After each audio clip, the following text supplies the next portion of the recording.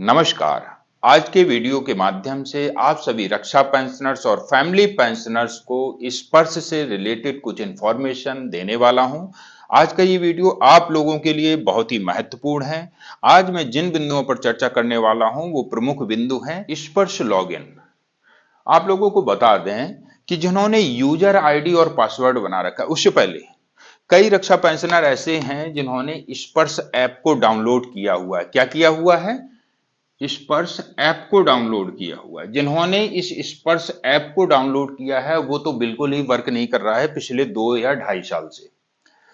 तो सबसे पहले जो स्पर्श जिन्होंने ऐप डाउनलोड किया हुआ है वो अपने इस ऐप को अपने मोबाइल से अनइंस्टॉल कर दीजिएगा। डायरेक्ट गूगल पर जाकर के स्पर्श लिख करके सर्च करें और वहां पर जाने के बाद में आपको यूजर आईडी और पासवर्ड बनाना होगा। यूजर आईडी पासवर्ड के थ्रू ही लॉगिन होगा और लॉगिन होने के बाद में आपको जो भी जानकारी स्पर्श पोर्टल से चाहिए वो मिल जाएगी।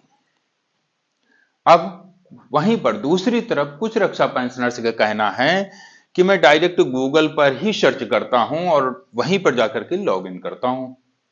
मेरा जो पासवर्ड है वो इनवैलिड बता रहा है। इसका मुख्य कारण यह है, यदि लगातार 6 माह तक आपने स्पर्श पोर्टल को लॉगिन नहीं किया, यानी कि 6 महीने तक एक भी बार आपने स्पर्श पोर्टल को लॉगिन नहीं किया, तो जो आपने पासवर्ड बनाया हुआ है वो आपका इनवैलिड कर देगा।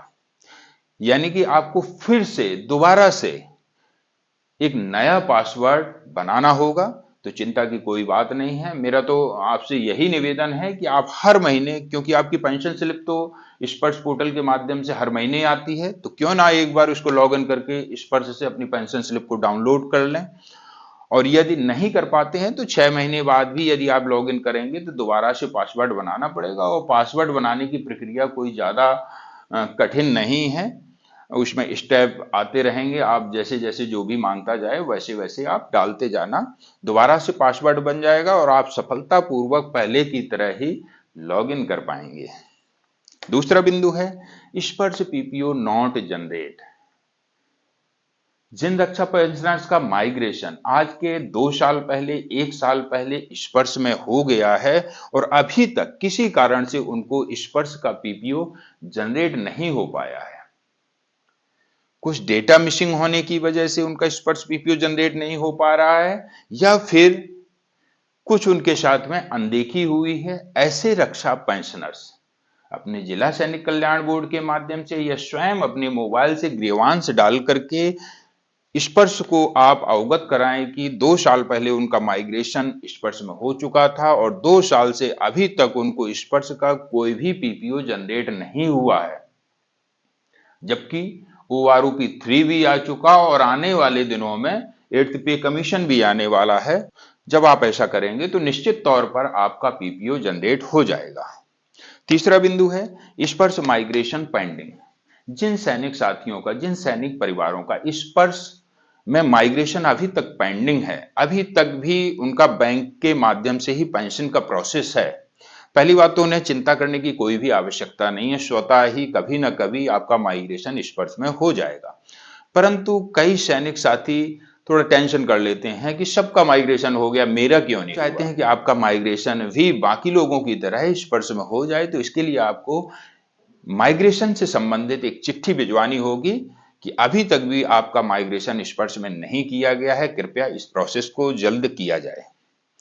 यदि आपको कोई भी नॉलेज चाहिए हो, मैंने अपने सीपी इस यूट्यूब चैनल पर एक सीपी ग्राम का वीडियो अपलोड किया हुआ है, कैसे कैसे उसमें शिकायत लिखते हैं वो सारी जानकारी दी हुई है। उस वीडियो को देख करके आप ग्रीवांस स्वयं अपने मोबाइल से डाल सकते हैं। डिसेबिलिटी पेंशन, डिसेबिलिटी पेंशन, कुछ रक्षा पेंशनर ऐसे हैं जिनका बैंक के माध्यम से पेंशन मिलता है और उनका डिसेबिलिटी और सर्विस पेंशन दोनों मिलता था, परंतु जैसे ही उनका स्पर्श में माइग्रेशन होता है उनकी डिसेबिलिटी पेंशन रोक दी जाती है। यहां पर रुकी नहीं है, किसी कारण से त्रुटिवश उनकी जो डिसेबिलिटी पेंशन है वो रुक गई है और यहां पर यदि आपने उसको अनदेखा किया तो आप लगातार नुकसान उठाते रहेंगे। इसलिए उचित यही होगा कि जैसे ही आपको पता चलता है कि आपकी डिसेबिलिटी पेंशन माइग्रेशन के होने के बाद रुकी है, आप तुरंत अपने पेंशन कार्यालय को सूचित करें कि अभी तक उनको डिसेबिलिटी पेंशन मिलती थी, माइग्रेशन होने के पश्चात उनकी डिसेबिलिटी पेंशन को क्यों रोक दिया गया है। तो निश्चित तौर पर आपकी डिसेबिलिटी पेंशन स्टार्ट हो जाएगी।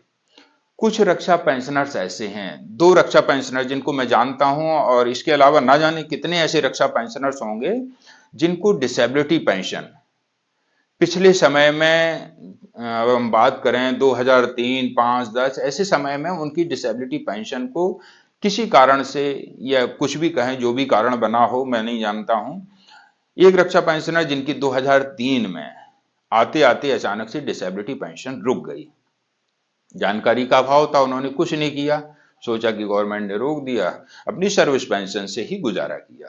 दूसरे रक्षा पेंशनर जिनका 2005 से डिसेबिलिटी पेंशन रुका हुआ है, तब से लेकर के आज तक जानकारी के अभाव में वो भी चुपचाप बैठे रहे, परंतु जैसे ही मेरे चैनल की उन्हें जानकारी हुई कि राघवेंद्र सर के माध्यम से पेंशन के कार्यों को कराया जाता है, उन्होंने जब इस चैनल की विश्वसनीयता को परखा, तो हमारे चैनल के माध्यम से उन्होंने अपने इस डिसेबिलिटी के हक को प्राप्त करने के लिए मुझसे संपर्क किया। आपको बताते हुए खुशी हो रही है कि एक रक्षा पेंशनर से, जो कि हवलदार बलवान सिंह, क्या नाम है, हवलदार बलवान सिंह, ये मुहाना के रहने वाले हैं। 2003 से इनकी डिसेबिलिटी पेंशन रुकी हुई थी। इस चैनल के माध्यम से उनके पेंशन कार्यालय को चिट्ठी लिखी गई और नतीजा 6 माह बाद उनकी डिसेबिलिटी पेंशन 2003 में जो रुकी थी वो 2025 में जाकर के शुरू हो गई, और हर महीने उनकी पेंशन 11 से 12 हजार रुपए एक्स्ट्रा आने लगी। एक्स्ट्रा क्या आने लगी, वो डिसेबिलिटी पेंशन के रूप में वो अमाउंट मिलने लगा। इसके अलावा उन्हें एरियर भी जनरेट किया गया है, हालांकि वो उनके पास छोटा सा मोबाइल है। मैंने उनसे कहा भी था कि सर अपना स्क्रीनशॉट लेके मुझे भेज देना, परंतु छोटा मोबाइल होने के कारण वो एरियर का स्क्रीनशॉट लेके मुझे नहीं भेज पाए। कभी जब मुलाकात होगी तो मैं उनकी डिटेल लेकर आपको वो दिखाऊंगा। इस प्रकार से जो भी रक्षा पेंशनर हैं, जो फैमिली पेंशनर्स हैं, अपने पेंशन की समस्या को लेकर के काफी लंबे अरसे से परेशान हैं, उन्हें हक न्याय नहीं मिल पा रहा है, कई पेंशन कार्यालयों के चक्कर लगा लगा के परेशान हो चुके हैं, एक बार इस सैनिक वेलफेयर एसोसिएशन जालौन चैनल से अवश्य संपर्क करें। हो सकता है मैं आपकी उस समस्या को सुलझाने में सफल हो जाऊं, क्योंकि इस चैनल के माध्यम से मैं प्रयास करता हूं, मेरा कोई भी रक्षा पेंशनर्स जो अपने वास्तविक हक को प्राप्त करने के लिए एक लंबे अरसे से जूझ रहा है, जिसने अपना अमूल्य समय सेना को समर्पित किया है, तो उसके हक को जरूर दिलवाऊंगा। इसलिए आप सभी दर्शकों से निवेदन है, इस वीडियो को इतना अधिक शेयर करें ताकि कोई भी अपने हक के अभाव में कम पेंशन से गुजारा ना करे। धन्यवाद।